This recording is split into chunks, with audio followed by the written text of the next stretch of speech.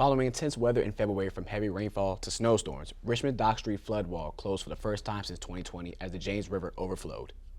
VCU InSight reporter Elena Gutowski is in the studio talking to the James River Association about the health of the river.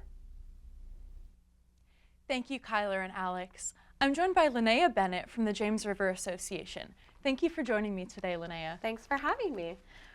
So, for those who might not know, can you tell me a little bit about the James River Association and what it does? Sure. So the James River Association is a nonprofit, and we are dedicated to protecting the James River and connecting people to it. So we sort of have two focuses. One is education. So we do education programming with K-12 students, providing them meaningful outdoor experiences and STEM education. And we also do a lot of conservation work.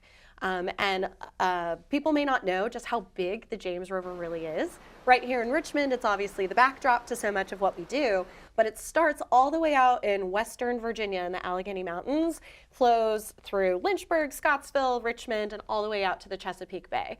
So our conservation team is working with a lot of different communities and really diverse ecosystems along the way, whether they're building forested areas with riparian buffers, building living shorelines to prevent erosion, and also doing community conservation work in urban areas like Richmond and Petersburg, especially around issues like stormwater and things like that.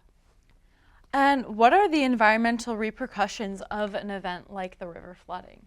There are a lot of repercussions. I mean, we are always concerned about what would happen to communities and infrastructure, but there's equally a question about what happens to the river. And so when there are floodwaters that come into an area, when the water recedes, all of that flows into the river. So that can include things just like sediment or dirt, which is actually the #1 pollutant in the James River, as well as anything that's running down the street. It can then end up back in our waters and have a negative impact on the aquatic species that live there. We also worry about things like logs or other sort of major blocks, creating areas, obstructions in the river for wildlife, or even up on banks and things like that. So there's certainly a lot to think about once that water flows back out into the James River. Right. And you mentioned wildlife and marine life.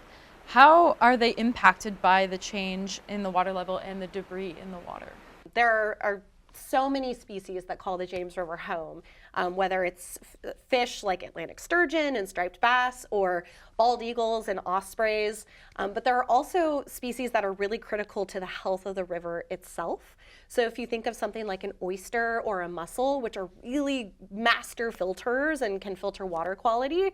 So we're making concerted efforts to build up those populations because they do such a great job protecting the river.